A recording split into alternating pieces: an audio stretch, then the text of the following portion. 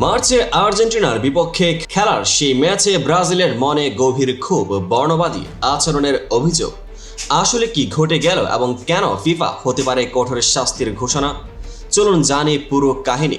স্বাগতম সকল ফুটবল প্রেমী বন্ধুরা। আজকের এপিসোডে আমরা আলোচনা করব সেই ঘটনার যেখানে মার্চে আর্জেন্টিনার বিপক্ষে একটি ম্যাচে ব্রাজিলীয় সমর্থকদের অভদ্র বর্ণবাদী আচরণের অভিযোগে সিবিএফ ফিফার কাছে অভিযোগ জমা দেওয়ার প্রস্তুতি নিচ্ছে। দেখা যাক কিভাবে এই ঘটনা ফুটবলে নতুন মোড় ঘুরিয়ে দিতে পারে। ম্যাচ শেষ থেকে প্রায় 3 সপ্তাহ অতিক্রম করলেও ব্রাজিল এখনো ভুলতে চাইছে না সেই 4-1 হার। তবে প্রধান ক্ষতিটি শুধু ফলাফলেই নয়, ম্যাচ চলাকালে কিছু আর্জেন্টিনার সমর্থকদের বর্ণবাদী ও অশ্লীল আচরণের অভিযোগ উঠে এসেছে।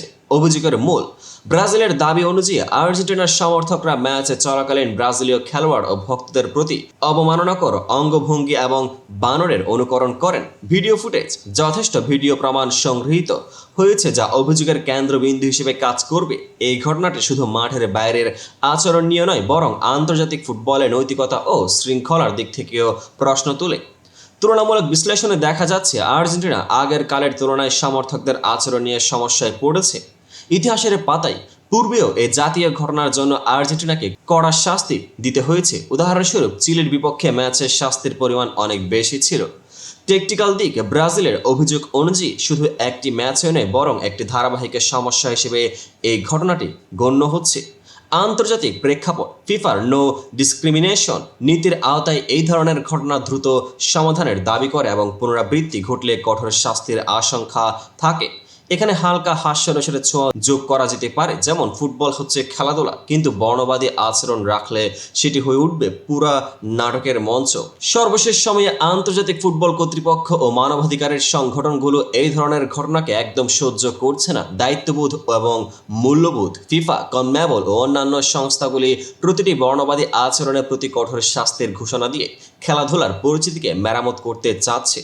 সামাজিক প্রতিধ্বনি, ব্রাজিলের সমর্থকরা ও খেলোয়াড়রা একদিকে আর্জেন্টিনার বিরুদ্ধে রাগ ব্যক্ত করছেন, অন্যদিকে আন্তর্জাতিক মঞ্চে এই ধরনের আচরণ ফুটবলে সমাজের অমানবিকতার এক স্পষ্ট দিশারি হয়ে দাঁড়িয়েছে।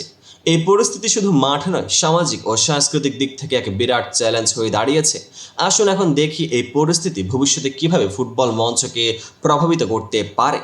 আন্তর্জাতিক শাস্তির সম্ভাবনা, যদি ফিফা অভিযোগ সত্য বলে ঘোষণা করে, তাহলে পরবর্তী হোম ম্যাচে আর্জেন্টিনাকে কদাচিৎ দর্শক ছাড়াই খেলতে হতে পারে, যা দল ও সমর্থকদের জন্য এক বিরাট আঘাত। বিস্তারিত তুলনামূলক পর্যবেক্ষণ, পূর্বের ঘটনা থেকে পরিশেষে শাস্তির মাত্রা ও নীতিগত পরিবর্তনের কথা সামনে এসেছে। ভবিষ্যতের সচেতনতা, এই ঘটনার ফলস্বরূপ আন্তর্জাতিক ফুটবল কর্তৃপক্ষ সম্ভবত আরও কঠোর নীতিমালা ও কার্যকর পদক্ষেপ গ্রহণ করবে, যাতে এই ধরনের ঘটনা পুনরাবৃত্তি না হয়। ড্রামাটিক মোড়ে, যেসব ঘটনা আজ ফুটবলকে ধ্বংসের কাগজ পাতায় পরিণত করতে পারে, সেই সব পরিস্থিতিতে সমর্থকদের সচেতনতা এবং খেলোয়াড়দের নিরাপত্তা নিশ্চিত করা সর্বোচ্চ অগ্রাধিকার হবে।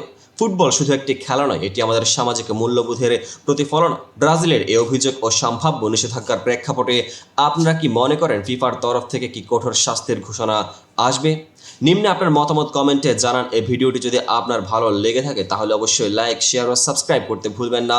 চলুন একসাথে ফুটবলকে আরেকটি নতুন ন্যায়পরায়ণ ও সমবায়ের খেলায় রূপান্তর করি। পেজটিকে ফলো করে পাশে থাকুন।